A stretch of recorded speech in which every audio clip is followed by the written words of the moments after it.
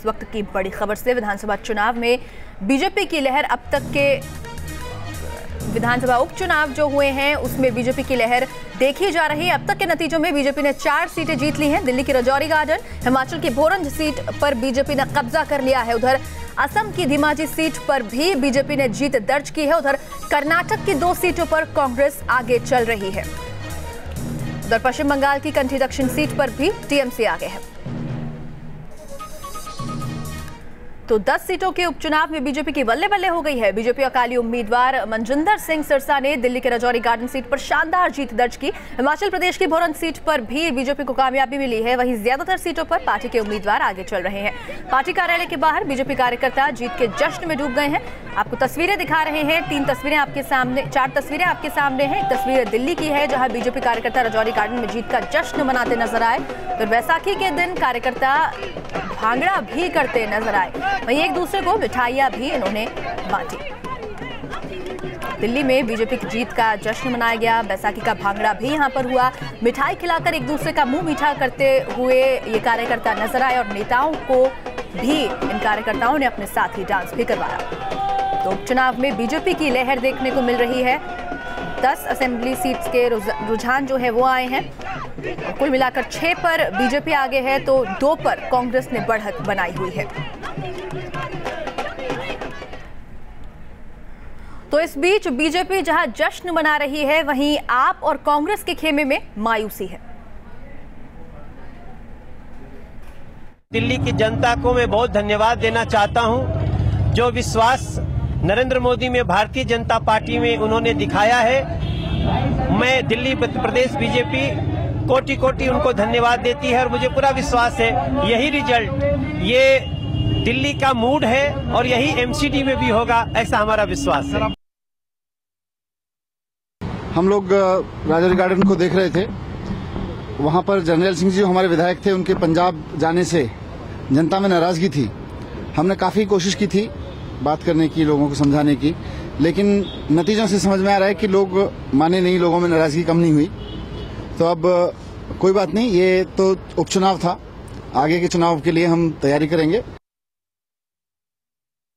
केजरीवाल का जुनून कि पूरे हिंदुस्तान में हुकूमतें कायम करेगा, आज वहां आम आदमी पार्टी तीसरे नंबर पर है और जमानत जब्त होने के करीब है। तो ये जो इतना अहंकार था, कांग्रेस पार्टी ने प्रयास किया, लेकिन जितना अच्छा होना चाहिए था हम नहीं कर पाए। मैं इसको स्वीकार करता हूं और मैं जो जीत हुई है उसमें सिरसा जी को मुबारकबाद देता हूं। और राजौरी गार्डन से जीत के बाद क्या कहना है अकाली बीजेपी उम्मीदवार मनजिंदर सिंह का, ये आपको सुनवाते हैं। राजौरी गार्डन के उपचुनाव में बड़ी जीत हासिल कर मनजिंदर सिंह सिरसा बाहर निकले। सिरसा जी, सबसे पहले जीत का श्रेय किसे देंगे आप? भारतीय जनता पार्टी अकाली दल के कार्यकर्ताओं को और राजौरी गार्डन के विधानसभा के मतदाताओं को मैं ये देता हूँ। जो भारतीय जनता पार्टी अकाली दल की जीत हुई है, ये मतदाताओं के और दिल्ली के अकाली दल और भारतीय जनता पार्टी कार्यकर्ताओं के कारण। अच्छा, सबसे बड़ा सवाल कि टफ मुकाबला माना जा रहा था, माना ये जा रहा था कांग्रेस राइज करेगी, आम आदमी पार्टी वो बड़ी चुनौती देगी, लेकिन चुनौती पेश आ नहीं पाई। है ही नहीं, आम आदमी पार्टी की जमानत जब्त हुई और बुरी तरह जमानत जब्त हुई है। अच्छा, अब आगे इसे किस तरह से देखते हैं आप? नगर निगम चुनाव से पहले 2 मिनट, आखिरी सवाल, नगर निगम चुनाव से पहले 2 मिनट में नगर निगम चुनाव से जमानत होगी, जमानत जब्त होगी। बड़ी जीत हासिल करके बाहर लौटे हैं मनजिंदर सिंह सिरसा, अकाली दल बीजेपी कार्यकर्ता, और नगर निगम चुनाव से पहले जो है इस जीत को काफी अहम बता रहे हैं। वीडियो जर्नलिस्ट पवन तिवारी के साथ सूरज Arora, news nation, Delhi.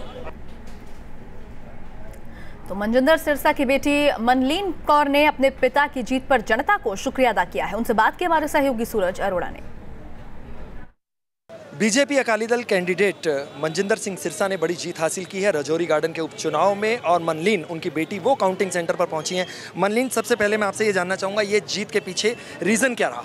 Reason ये था कि आम आदमी ने अपनी नाकामियत दिखाई, नाकाबिलियत दिखाई, अपने झूठ दिखाए, कोई काम नहीं किया जनता के लिए। उनके जो एमएलए थे जर्नैल सिंह जी, वो लंबी चले गए चीफ मिनिस्टर की सपना लेकर, और लोगों ने ये देखा कि वो सिर्फ सब झूठ बोलते हैं, काम करने में कोई इंटरेस्टेड नहीं गई हैं। सब मोदी जी पे इल्ज़ाम लगाते रहना, ईवीएम मशीन्स को कोसना, सिर्फ झूठ ही झूठ थे, कोई काम वो जनता के लिए नहीं करते थे। सिरसा साहब के इतना काम करने के बावजूद आम आदमी की लहर आई और पूरी दिल्ली पे वही छा गई।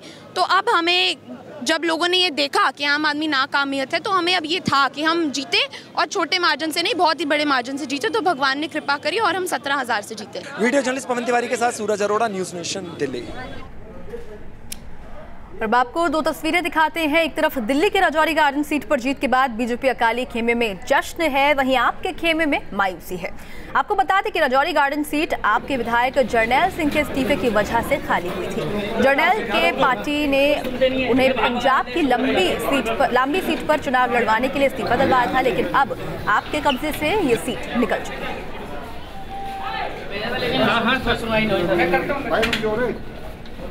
तो बीजेपी में जश्न का माहौल देखा जा रहा है, वहीं आम आदमी पार्टी को झटका लगा है।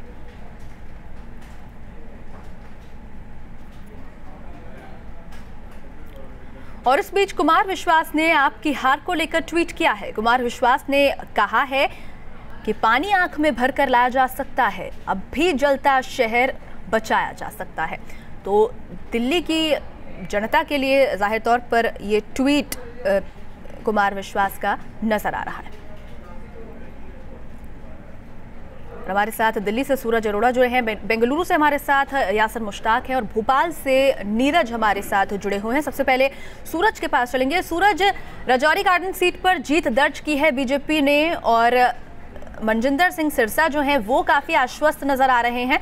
साथ ही साथ एमसीडी चुनाव को लेकर साफ कर दिया है कि जमानत जब्त हो जाएगी आम आदमी पार्टी की।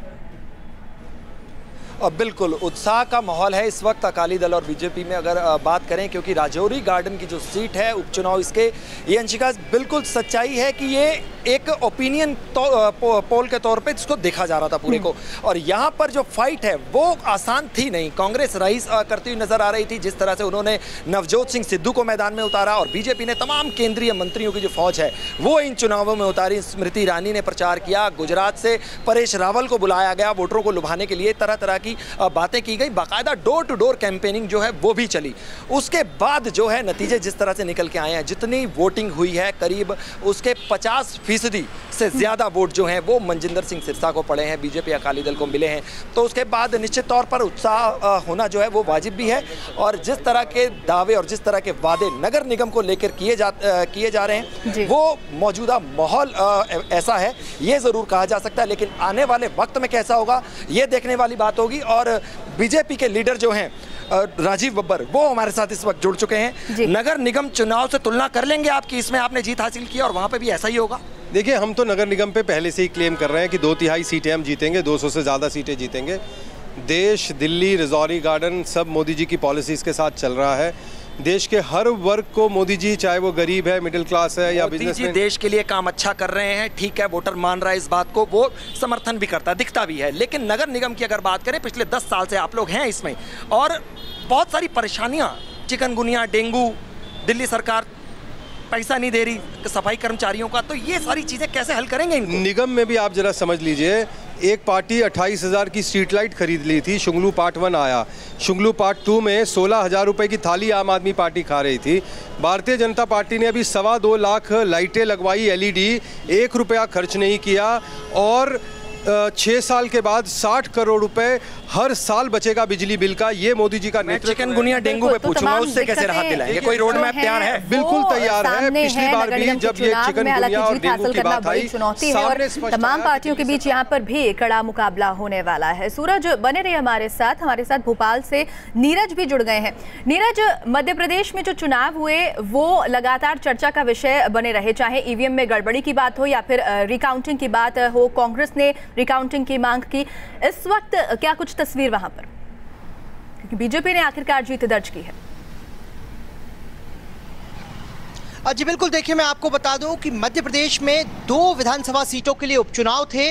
उमरिया में बांधवगढ़ की जो सीट है वो बीजेपी ने जीत ली है। 25,000 वोट से ज्यादा से बीजेपी जीती है, लेकिन सबसे ज्यादा क्रिटिकल जिस चुनाव को लेकर सबकी निगाहें थी वो भिंड जिले के अटेर सीट है, क्योंकि ईवीएम में गड़बड़ी का मामला भी यहीं से सामने आया था। डिस्प्ले और डेमो के दौरान एक पार्टी विशेष के इलेक्शन सिंबल को आने का सवाल वहां हुआ था और अटेर में बीजेपी और कांग्रेस के बीच जोरदार मुकाबला चल रहा है। राउंड वाइज राउंड जहां काउंटिंग हो रही है, 8 राउंड के काउंटिंग के बाद भी बीजेपी के कैंडिडेट को महज 200 वोट की बढ़त हासिल है, तो जाहिर तौर पर अटेर में कांटे का मुकाबला है। अटेर इसलिए भी महत्वपूर्ण है क्योंकि शायद ये मध्य प्रदेश का अकेला ऐसा सीट है जहां के सारे पोलिंग बूथ्स को इलेक्शन कमीशन ने भी क्रिटिकल माना था। तो एक एक सीट के एक एक मशीन पर नजर है, एक एक बूथ पर नजर है और इसीलिए जो है काउंटिंग डिले हो रहा है। वहां काउंटिंग में लगातार वक्त लग रहा है और कांटे का मुकाबला बना हुआ है। अगर हम इस वक्त अटेर सीट से कौन सी पार्टी आगे चल रही है, कांग्रेस या बीजेपी? बीजेपी ने एक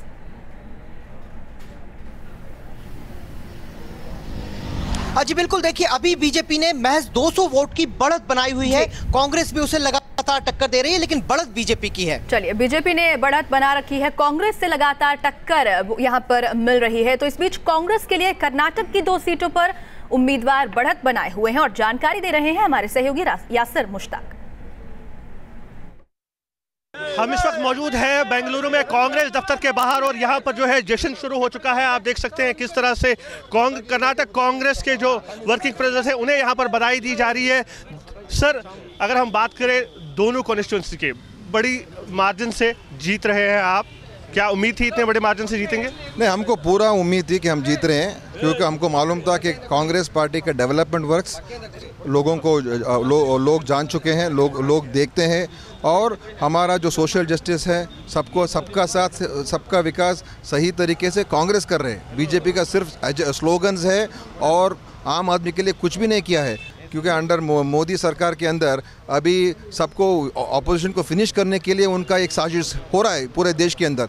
तो आज कर्नाटक दिखाया कि ऐसे जो साजिश करने वाले लोगों को हम सही उत्तर देंगे और ऐसा एक रिजल्ट आया है। बीजेपी कह रही थी कि ये सेमीफाइनल है 2018 विधानसभा चुनाव से पहले, क्या आप इसे मानते हैं एक रेफरेंडम है? अभी आने वाला 2018 का जो रिजल्ट कौन जीत रहा है वो आपको इस रिजल्ट से मालूम हो रहा है ना। तो बीजेपी का कांग्रेस मुक्त कर्नाटक का एजेंडा जो है वो बकवास हो गया और मिशन 150 जो जीतने वाला का जो एक मिशन था, वो एजेंडा था, वो भी पूरा अभी चला गया है। तो आप देख सकते हैं यहाँ पर किस तरह से कांग्रेस जो है खुशी मना रही है इन 2 उपचुनाव सीटों पर जीत दर्ज करने के बाद। वीडियो जर्नलिस्ट मधु के साथ यासिर मुश्ताक, न्यूज़ नेशन, बेंगलुरु। और चलिए यासिर का रुख कर लेते हैं, उनसे बातचीत करते हैं इसको लेकर। यासिर, तमाम जगहों से निराशा भरी खबरें कांग्रेस के लिए आ रही थी, लेकिन कर्नाटक से राहत भरी खबर कांग्रेस के लिए और 2018 के लिए भी कांग्रेस आश्वस्त है अब।